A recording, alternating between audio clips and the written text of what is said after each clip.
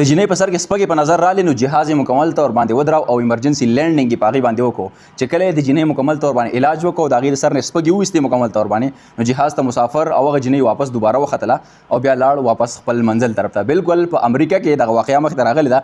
فني هم ده خو د دې خلکو د دې کیر او د دې د احتیاط ته وګورئ چې په کومه طریقه باندې په امریکا کې د خلکو خیال ساتل کېږي.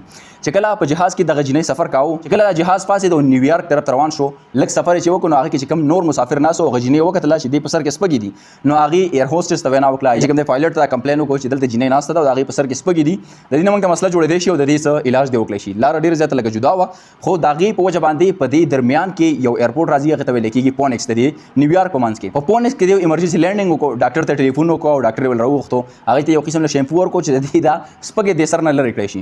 خو چې کله هغې هغه علاج وشو او شیمپو استعمال کړو هغه سپږې مکمل طور باندې ختمې نه کړی شوې. بیا دوباره ورته ویل چې دا شیمپو دوباره استعمال کړه بیا یې ورله علاج وکړو خو ختمې نه شوې. بیا چې په درېیم ځل یې ورله هغه علاج وکړو څه کیمیکل وغیره پې استعمال کړه نو د هغې د سر نه سپږې مکمل طور باندې ختمې کړی شو لرې کړی شوې. پوره 12 غنټې دې په علاج باندې ولګېدې. د هغې نه بعد چې کوم دی دغه جنۍ او مسافر یې واپس په دغه جهاز کې کېنول او واپس نیویارک طرف ته د دې پرواز روان شو. احتیاط کوئ په بهر ملکونو کې چې کوم فیمیلي خواتین نو هغه د سر د سپږو خیال ساتئ ورنه دغه مسله تاسو هم منځ کې راتلی شي.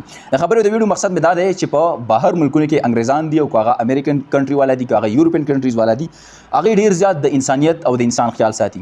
ګوره هغې ته پته ولګېده چې د سپږو د وجې نور چاته او نور مسافر ته هم مسله جوړېدی شي. دغه نور مسافر د تکلیف نه بچ کولو دپاره 12 غنټې هغلته کې دې په علاج باندې ولګولې. بهرحال د دې حوالې سره ستاسو رایې د هغه سره هم کمنټ کې شامل کړئ. انشاءالله ملاویږو نوې ویډیو کې تر هغه د مال راکړي اجازت د الله په امان.